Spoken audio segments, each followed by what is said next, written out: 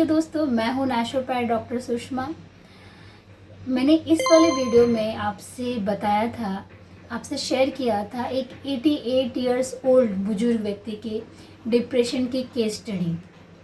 अब 3 महीने बाद इसका क्या रिज़ल्ट आया है, क्या वो योग अब ठीक से कर पाते हैं कि नहीं कर पाते हैं, क्या उनकी कैपेसिटी में कुछ इम्प्रूवमेंट हुआ है, तो उसके बारे में मैं आपको यहाँ पे डिटेल देने वाली हूँ। तो सबसे पहली चीज़, उनके जो स्ट्रेंथ लेवल बिल्कुल नहीं था। वो हार्डली बहुत धीरे धीरे हम ऐसे बोल सकते हैं कि कछुआ चाल वो चला करते थे। अब जो है वो, मैं ऐसे नहीं बोलूँगी कि वो खरगोश की चाल चलते हैं, लेकिन हाँ, उनकी स्पीड बहुत बेहतर हो गई है। वो काफ़ी अच्छे से चल पाते हैं और बिना घबराए चल पाते हैं, कॉन्फिडेंस के साथ। दूसरी बात है कि जब वो कम्युनिकेट करते थे तो उनको बहुत, बॉडी उनकी बहुत ज़्यादा शेक हुआ करते थे ड्यू टू उनके पार्किंसन के इशू की वजह से, जो कि न्यूरोलॉजिकल कंडीशन है।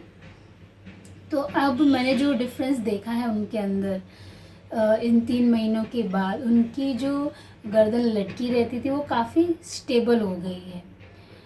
मैं ऐसे कह सकती हूँ कि 70% उनकी गर्दन काफ़ी सीधी हो गई है और बोलते टाइम और अपनी बात रखते टाइम वो इतनी ज़्यादा शेक नहीं होती है। वो अपनी बात को काफ़ी स्टेबिलिटी के साथ रख पाते हैं। बात जो थी कि उनकी ब्रीदिंग कैपेसिटी बिल्कुल ज़ीरो थी। वो माउथ ब्रीदिंग करते थे, सलाइवा गिरता रहता था उनका। तो इसमें काफ़ी हीलिंग पाई है मैंने, जिसकी वजह से क्या हुआ है कि तो उनका सलाइवा अब बहुत रेयर ही होता है कि थोड़ा बहुत सलाइवा आ जाए। दूसरी चीज़ ऐसी है कि अब उनकी 90% वो नोस्ट्रल से ही ब्रीदिंग करते हैं। और जितने भी प्राणायाम्स हैं हमारे, जो 5 इम्पॉर्टेंट प्राणायाम्स है, उसमें से उद्गीय प्राणायाम, ओम चैंटिंग बहुत अच्छे तरीके से 10 to 12 राउंड्स करते हैं। भस्त्रिका प्राणायाम करते हैं कम से कम 20 to 30 राउंड्स। उनकी अनुलोम विलोम की प्राणायाम होती है, जो वो 15 to 10 राउंड्स 3 टाइम्स करते हैं। उनकी कपाल भाती, जो कि दो महीने बाद मैंने शुरू की है, क्योंकि उनकी ब्रीदिंग कैपेसिटी बनी नहीं थी तब तक। तो कपाल भाती प्राणायाम भी ऑलमोस्ट वो 100 कर लेते हैं। 30-20 ऐसे करके उनकी काफ़ी राउंड्स हो जाते हैं, जिसमें ऑलमोस्ट वो 100 कपाल भाती कर लेते हैं। और भ्रामरी प्राणायाम भी वो बहुत अच्छे से करते हैं, जो कि बहुत सिंपल प्राणायाम है।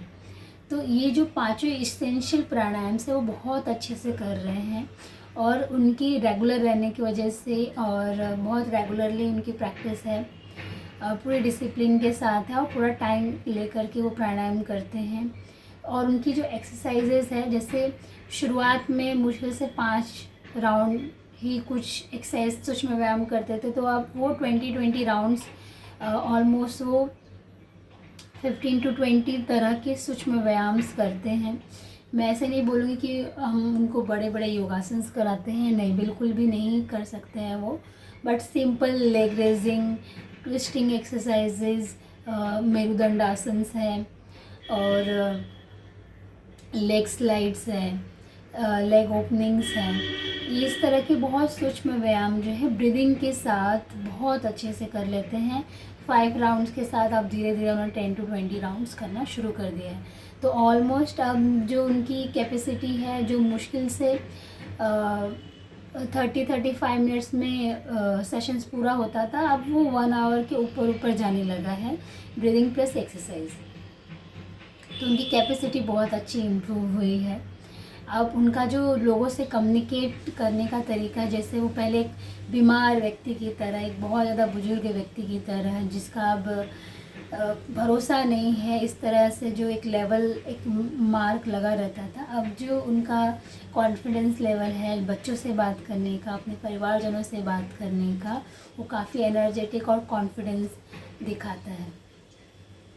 तो मैं आपसे यहाँ पे ये जो डिस्कस कर रही हूँ इनके बारे में, तो मेरा मकसद ये है कि अगर आप 30 के एज के हैं, आप 40 के एज के हैं, आप 50 के हैं और 60 के हैं, इस एज ग्रुप में आप घूम रहे हैं और आप सोच रहे हैं कि मुझे मुझे बहुत सारे हेल्थ इश्यूज़ आ गए हैं। मेरे को तो जॉइंट्स पेन रहता है, मेरे को कंधे में दर्द रहता है, शोल्डर्स पेन रहता है, नेक पेन रहता है, आइज़ ब्लर हो गई है, आइज़ का विज़न वीक हो गया है, सुनने की कैपेसिटी या जो मेरा पोस्चर्स है बहुत ज़्यादा मिसमैनेज रहता है। मैं अगर वॉक करता हूँ या मैं रन करता हूँ तो मेरी कैपेसिटी मुझे बहुत कम फील होती है, या मुझे पैल्पिटेशंस हो रहे हैं, मुझे घबराहट होती है, स्ट्रेस बहुत ज़्यादा बढ़ गया है। और 50 और 60 के केस में उनको डायबिटीज़ हो जाती है, शुगर लेवल बहुत मिसमैनेज रहता है, जॉइंट्स पेन होने लगते हैं। बहुत से लोगों को heart issues, high BP, hypertension के इश्यूज़ रहते हैं। बहुत सारे लोग डिप्रेशन में चल रहे हैं 40, 50, 60 के एज वाले। तो आपके पास ये जो चीज़ें हैं जो मैंने रिज़ल्ट अभी आपसे शेयर किया है, अगर आप 88 इयर्स का बुजुर्ग व्यक्ति अपने लिए इतने अच्छे हेल्थ बेनिफिट पा सकता है, तो आप अपनी लापरवाही की वजह से ही बीमार हो। अगर आप यहाँ से कुछ भी स्टार्ट कर देते हो, ज़रूरी नहीं है किसी के गाइडेंस के थ्रू ही जाना है। अगर आप बहुत बेसिक जितने भी आपके जॉइंट्स उतने जॉइंट्स को ही अगर आप मूव कर लेते हो, जो बेसिक ब्रीदिंग एक्सरसाइज जो 5 मैंने आपको अभी गिनवाई, अगर उसमें से भी कुछ आप एटलीस्ट 10 मिनट 15 मिनट निकाल के कर लेते हो, तो आप अपने हेल्थ में एटलीस्ट 50% का डिफरेंस पाओगे। और ऑब्वियसली अगर हेल्थ इश्यूज़ ज़्यादा हैं तो आपको ज़रूर गाइडेंस लेना चाहिए। थैंक यू सो मच यहाँ तक मेरा वीडियो देखने के लिए।